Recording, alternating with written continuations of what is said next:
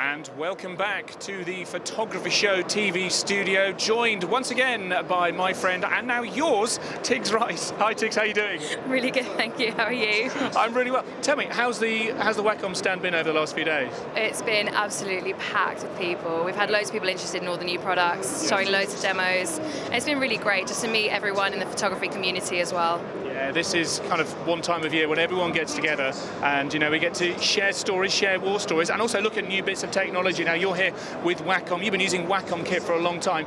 We looked earlier at the 27-inch Companion. You brought a baby brother, I don't know if that's the right way of describing it, here with us to take a look at now. So tell us what we've got on the table.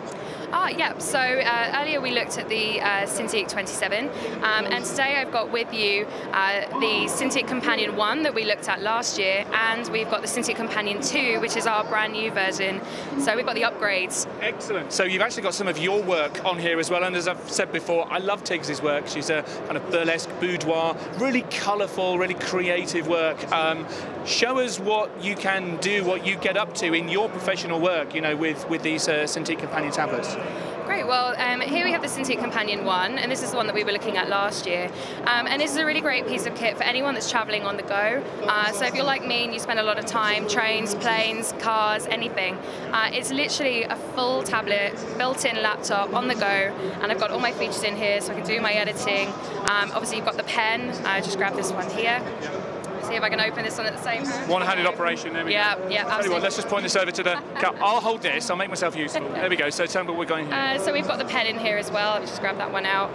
So I can do my editing on here. So on the go, literally, as soon as I finish the shoot, bring it in. If I want to do some editing, I can come in and work on my image. And the software you're using here is Photoshop. I mean, this is like a full-blown Windows desktop you've got on here with the tools that you would be using on a normal PC or Mac. Yeah, it's everything that I'd be using, but I've got the benefit of having that on the go with me as well. So now we're looking at the new software, same software, but built into, just grabbing this one open, there we go, into the Cintiq Companion 2. Now, here we have the old model, and here we have the newer model. As you can see, there's a significant difference in the thickness, and as we've already been discussing, this, the weight as well. I mean, just have a feel of that. Yep, I can vouch for that. I mean, it's got a pleasing heft to it. It still feels like a solid unit, but it's certainly not as heavy. Can I even lift this up with one hand? I can, but I wouldn't want to sit there for too long holding it in one hand for sure. So yeah, certainly a lot lighter. Does it have any less grunt as a result of the less weight? No, it's still up to the same power, but what we have done is we've got 5 models. So we have everything from base, so a really light user, someone that just wants it for drawing and sketching, all the way up to your power user, so people that want to use this for video editing, 3D animation, concept art, literally the whole bunch. And tell me about some of the other changes as well, because I can see there's a speaker grill at the bottom here. I know there's one or two other bits, like the light sensor up there. Tell me about those. Yeah, so over the last year or so since the other one came out, they've done a lot of research at Wacom into what users thought about the current model and things that they'd like improved. So one of the things that got mentioned was that people wanted these speakers coming from the back of the old one onto the front, so it makes it better for especially video editing if you're listening to sound, or if you just want to watch a movie after you finish work. We've also moved the ambient light sensor.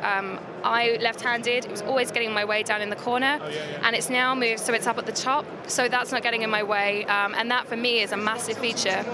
We've also increased the amount of connectivity as well, so you've got 3 USB ports instead of 2, so you know, if you need to put in other things, then you've got more capability to do more at the same time, which is great for power users. And something we're just talking about as well with your colleague Ian Sayers is about you can use this as an external display, and not only with a PC but with a Mac as well.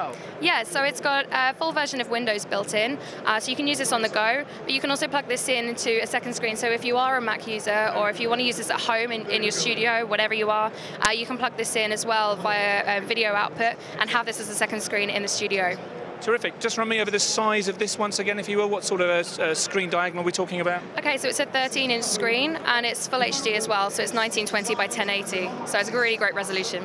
Terrific. That's great. I mean, you've filled me in all the way around with this, and I've seen you using this on the stand, but elsewhere as well, and it really does seem very, very natural. We talked about how, you know, using a pen, being able to be quite tactile with your photography, with your image processing, is important for you as an artist, and this stuff seems to work really well for you.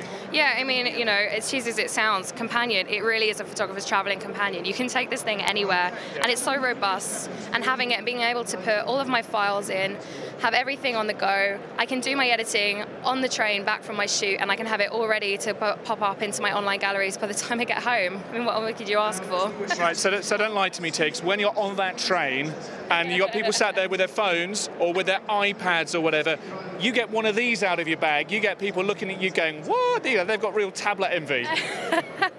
Well, that as well as shooting a lot of boudoir, I do get some dodgy looks on trains occasionally. Yes, we have worked very carefully to choose some images from Tigz that do not contain too much flesh, but seriously, do have a look at Tigz Rice's website. There's some fantastic photography on there. Tigz, thank you very much indeed for coming into the studio with us and showing us around this lot. Apart from on your stand finally, any highlights of the show, anything you've seen from around the show floor that's kind of caught your eye? Oh, do you know what? I haven't had much of a chance to walk around, so I'm hoping I might get 5 minutes or so to walk around today. But there's some fantastic people here. We've got literally everything covered, everything from technology to albums. The Adobe guys are here doing some free demonstrations. Honestly, it's been a brilliant show, and I can't wait for next year. Brilliant, can't wait for next year. Neither can I. I hope to see you again next year, maybe with some more glorious technology to share for us. But for now, Tigz, thank you so much for coming into the studio. Thanks for having me. No worries at all.